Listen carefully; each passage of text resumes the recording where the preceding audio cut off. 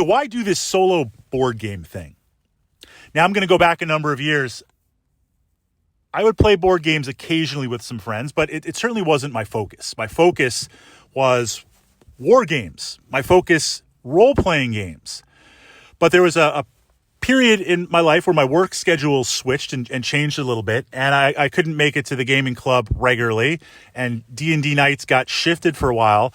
So I want to say suddenly, not that I had more free time, but my block of time shifted from evenings now occupied to from 12 to 2 in the morning was the time that I had to focus on gaming and unwind. And I could have done the sensible thing, like painting my miniatures and catching up on some armies just kind of sitting there, crazy talk as that is. And I did paint some models and worked on some terrain. But I jumped into board games. I jumped into some of the Games Workshop board games, playing them solo, but playing them because, hey, this was a chance to experience gaming from another perspective. And by the nature of just having myself in that moment, I tended to gravitate towards solo play board games. Now, what was interesting, Runebound, a perfect example. This was Runebound 2nd edition. I love it. Runebound 3rd edition, I love. Fantastic game. Has the most plays of everything in my collection. I am that type of person that tracks everything. Date, played, expansions in play, win, loss, time in an Excel sheet. Sometimes I don't want to look at it because the hours that I've sunk into board games. But it's all good, right? Because we're having a great time playing and we're having a lot of fun. But from that perspective, I jumped into board gaming for the solo experience as opposed to how I think a lot of us have arrived at the hobby where it was social playing with a group and a group of friends and solo was an afterthought. But that solo board gaming experience is growing. It has been growing. I mean, you see now where going back a number of years, it was like the game is 2 to 4 players or 2 to X players. But with some tweaking of the rules, you could kind of solo it. Or something like Zombicide, Modern, Invader, Black Plague. You could look and say, well, I can control 6 characters. Do I want to control 6 characters? But I could. You could, and you play against the game. But that was always like an afterthought.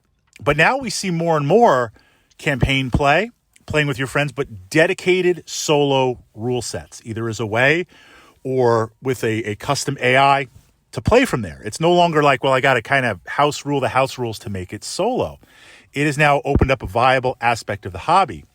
And I find myself, yes, playing with friends and enjoying that social experience, but still more and more playing solo. Now, why jump into solo board gaming? Certainly, it's a time thing. You want to play a board game or you want to immerse yourself in that narrative with those miniatures, with that story, with the presentation. It's you and the board or the tiles or the hexes, the map, whatever it's going to be. You can jump in and get that experience. It is independent of having to travel or pull in other players. And sometimes, like I jumped in, there's a time in your life where, for right now, this is what you have. Solo board gaming works perfectly. I find it also works where I want to go at my own pace. And what I mean by that is when I'm playing board games socially, we're at the club and we've got 3 or 4 hours to play. We've got multiple people. I enjoy that. I love playing Spartacus. Not that you can house rule that or solo play that because so much is with the gladiators and everything. Crixus every time, absolutely. But in exploring that, a game like that, there is a pace to it that's a little fast because I'm trying to get my turn in.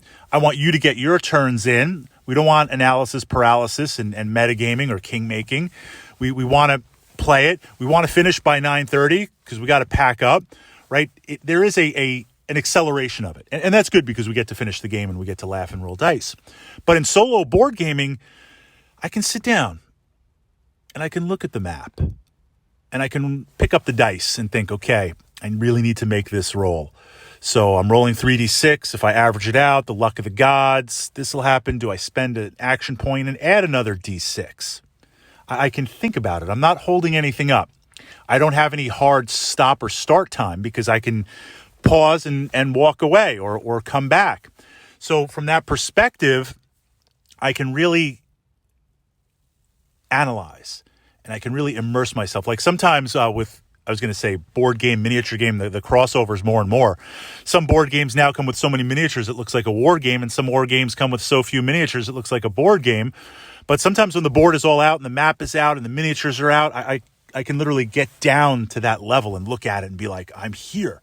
I'm in the realm. I'm exploring things. I'm in this room, right? What's on that bookcase? What's going on? What's in that next door? Looking at Hero Quest and things like that. From that perspective, very, very interesting. I'm at my own pace. I also find, since I don't have the limitations of time and necessarily space, and by space I mean, sometimes you want to bring that board game to the gaming club, but it's a table hog. It's got a presence, and maybe you don't have that because it's a smaller gaming store or there's going to be other players. I can set things up in the Fritz cave, and it can just be as big and expansive as it wants. I can play it. Time is also important. I'm not limited to 2 or 3 or 4 hours. There have been games that I've set up, like Runebound. Let's jump in on Runebound again. Runebound 2nd edition, 3rd edition, play for 20 or 30 minutes, come back the next day. Before I head for work, just do a round. It's like an old friend, an ongoing story, a chance to play it and play it and play it. There are also games that fall in this kind of mid-tier. I've got 3 tiers of games, just to kind of frame it. Tier 1 are games that I regularly play, either solo or with a club or a group. So they don't even go on the gaming shelf. They just kind of, it's a very neat pile. They stand in a pile. So this way I can take them with me or I can play them. They're always in play. Dark Souls is one of them. Looking at Runebound. Then there's a second group, say group 3, of games that I like them, but I don't always play them. A perfect example would be like Space Hulk, Warhammer 40,000 narrative.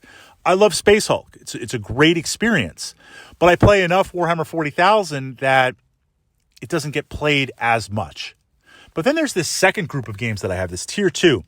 Fantastic games, but they require, to get the full experience, they require a little bit of a commitment. Kingdom Death Monster. You want to go all those Lantern years. No spoilers, no KDM spoilers in this. I want to see how things evolve. I want to see how the hunts go. I want to see different things to craft. That's something that you play over multiple real-time gaming sessions and hours and hours and hours. Sometimes we can make that happen. Hey, every Thursday, instead of D&D, we're going to play KDM for a while. Or you play with a group over a weekend for a day, or we've even done it. Certainly we don't get the full experience, but we've got in 4 or 5 or 6 or 7 Lantern years, turns, playing it like in the morning all the way till midnight. But playing solo, I'm not limited to that. I just set it up, and I've done this where I'm like, I'm feeling KDM. Set it up, figure out what we're going to hunt, and play it. No kidding. Play it over the course of 3 or 4 months, where sometimes I'll play for a few hours if it's a lazy afternoon. Sometimes it'll be a turn after work. Sometimes it'll be a couple of turns while something else is going on. I mean, I love having that opportunity. So from that perspective, I think solo board gaming has now expanded, and there are reasons, very, very good reasons, to not only explore that in addition to the co-op and the social and playing with friends, but I can see I don't want to say a divide or a division because that's not a good way to capture it.